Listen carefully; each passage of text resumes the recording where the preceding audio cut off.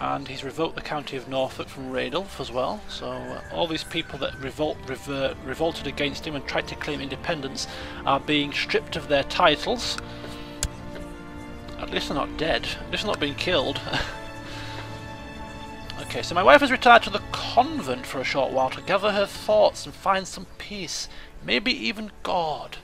Yes, and while the cat's away, the mice, they shall play. That's how the saying goes, isn't it?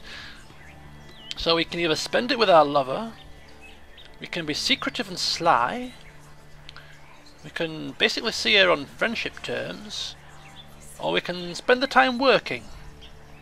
So it's between these two. Now, considering that I'm in vexing fabricating claims, and I'm not in court in Cornwall, I'm going to say that it's not possible for me to lust with my lover, and that I should really be focusing on fabricating these claims that the king has asked me to fabricate. So we're going to spend our time working, and we'll have to be pen pals with the rather lovely princess. Was it Sophia? Princess Sophia, yes. The rather spiffing, marvellous Princess Sophia, whom no doubt George dreams about every night. The naughty boy. Uh-oh, we can see some more people joining the Lower Crown Authority faction. I mean, lowering the Crown Authority in the grand scheme of things isn't a massive thing to sacrifice for the king. So if the faction gains enough strength, I'm not sure, but I wouldn't be too shocked if he accepted. Anyway, Count Robert of Leicester has been released. And I have another son! Wow, I didn't expect to have two sons in one part. I should have really looked at the names that were researched for me. I may temporarily pause it to get a name and come back with you, but yes, a second son. We have Ambrose. Who shall we have for a second child? I think I'll name this one, and I'll do my research next time. I think he will have William. Why William?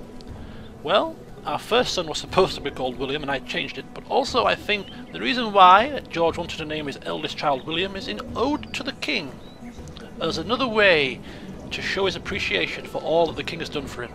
So I named my child after the King of England, William. Now, I can't believe that the king has released these people that tried to claim independence against him and cause trouble and strife in his lands. He's now releasing them. So Count Robert of Leicester has been released to carry out his business. And as soon as he's released, what does he do? He joins the faction to Lower Crown Authority. Already plotting and scheming against the king. Wow. Right, we can pick an ambition apparently. Just temporarily pause this. You can press spacebar to pause the game as well. And again, somebody else has been released, Morcar Elfgarson. His title was revoked, so he's now just a lowly courtier in Lancaster. No mighty titles for you. How you have slipped down the nobility ranks. Anyhow, so he's been released. We know that. Yeah. Oh, Duke Adrian of Lancaster ransom Morcar from the clutches of King William. Ah, so he's paid for his release. Right, okay. Carry on. Oh, more people joining the Lower Crown Authority. Another quick check here on the factions, and we can see that it's gaining strength. Now 21%.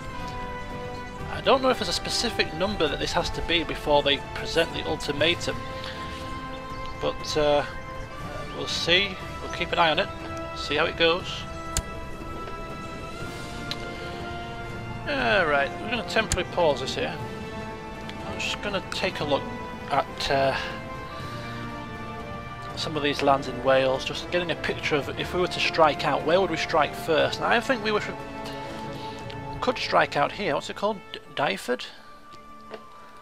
Looking at this guy, the Duke Rhys of Deheubarth, he's the Duchy of Deheubarth.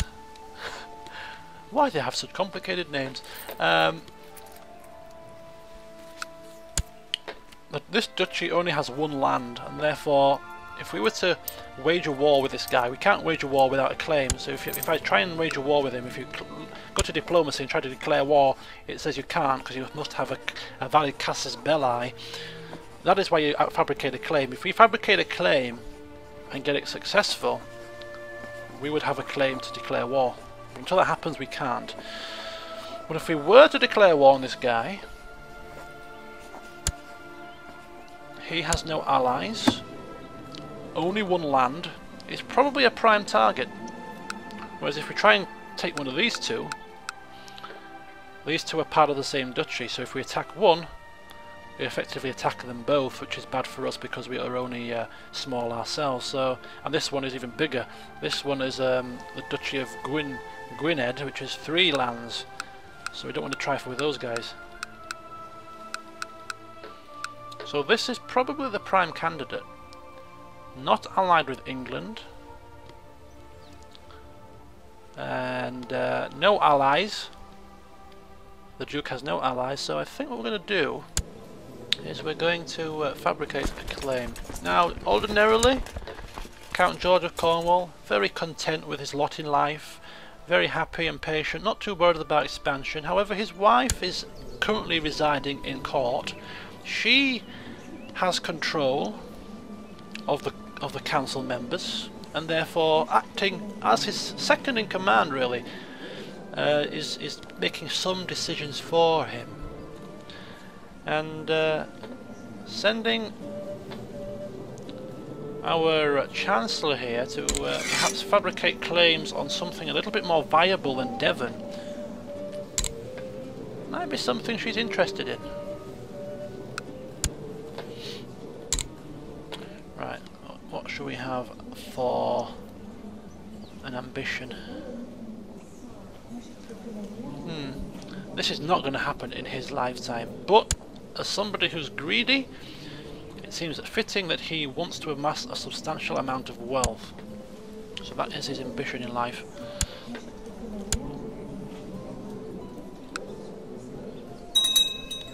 What's happening here?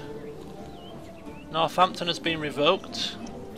So he's revoking some of these guys' titles. Some of the guys that he has imprisoned for trying to claim independence, some of them he's allowing back out into the field with their title, and some of them he's actually revoking.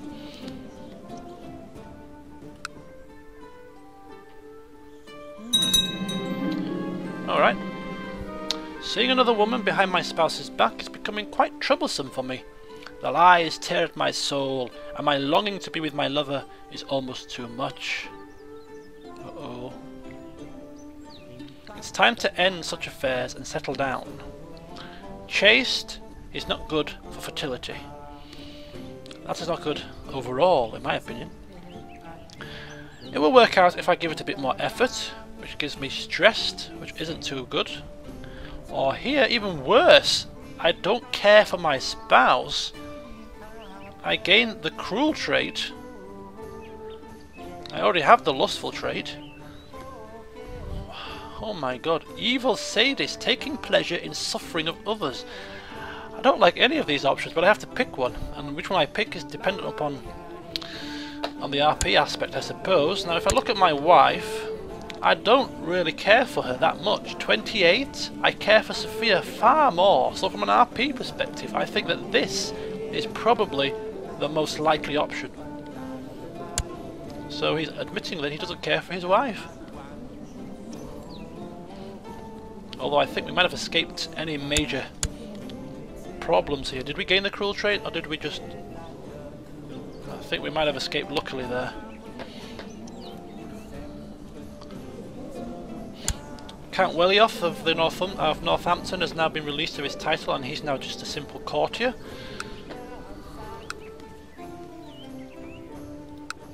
Revoked his title. King Malcolm ransomed Welioth off. And who is this? Who's Conan Mab Jaffrez?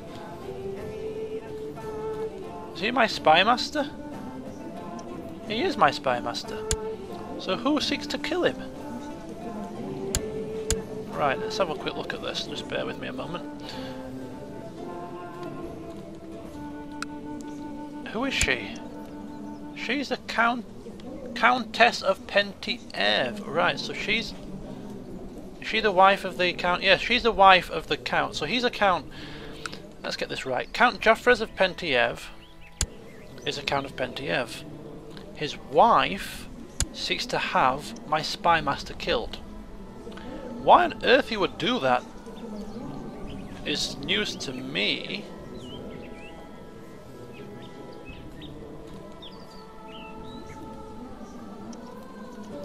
Shall we try and find out?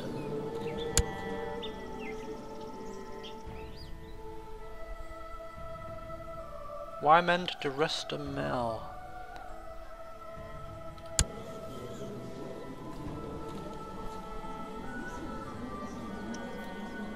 I don't think it's the same person, is it? It shows the... Who's this? It is. Wymond de Restamel. Oh, he's uncovered the plot. Right, okay, I'm getting it now. I told you I'm a bit rusty. He's uncovered the plot. Conan Mab Jaffres has nothing to do with us, so we don't have to worry about that. I thought she was trying to kill one of my courtiers or one of my council members, but she's just trying to kill somebody totally random, so we'll ignore that for now. Okay, so we're up to 100 gold pieces. My spy master has had a son. Okay, good on you, my friend. Nice of you to have that honour. Right.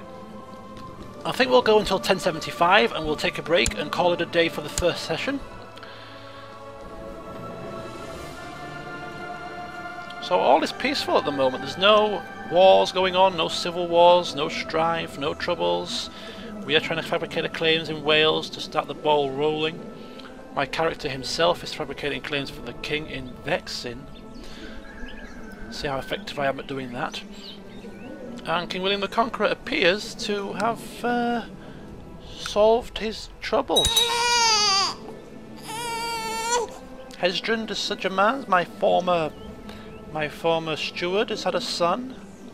Ah, and my lover, or maybe former lover now, has had a child.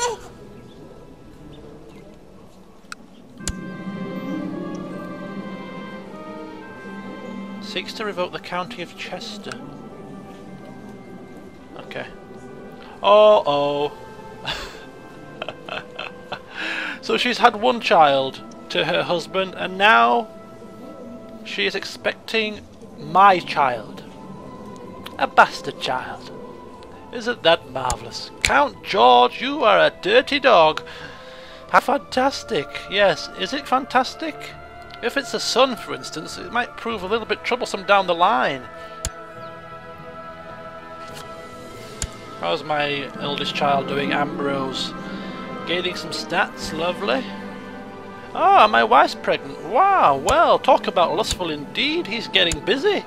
He's supposed to be fabricating claims. How can you have time for this? So my wife is pregnant with her third child, and my lover is pregnant with our first. Oh my gilly gosh. Count George of Cornwall. I did say that my primary goal with Count George of Cornwall is not specifically to expand our empire, or our little county, or our duchy, or whatever.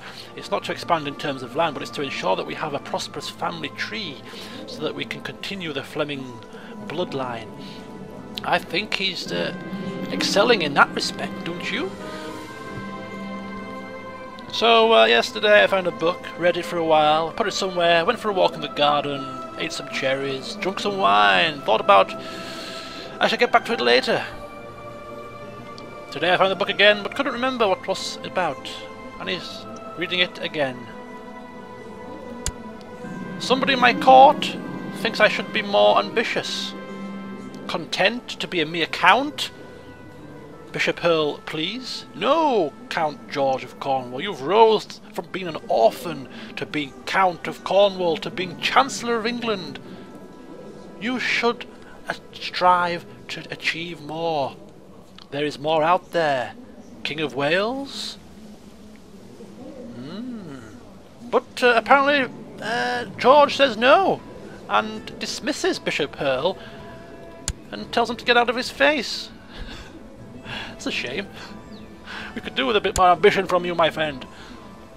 Some more people being released. Okay.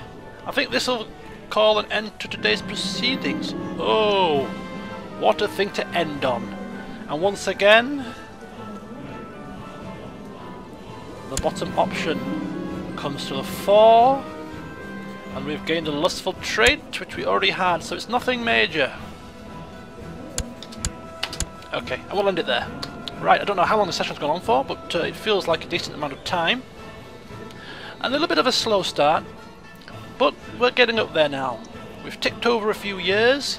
Count George having a few children to his wife and to his lover, and yes, his wife, Countess Emma, is ordering some of the council members astray in a hope that we can start to maybe press some claims on our de jure lands here in Wales. So there's a few things been going on, and I'm not forgetting, of course, the King of England has taken care of a few uprisings, and now England is currently at a time of peace. But how long can that peace last? Join me next time to find out. So see you then. Bye for now.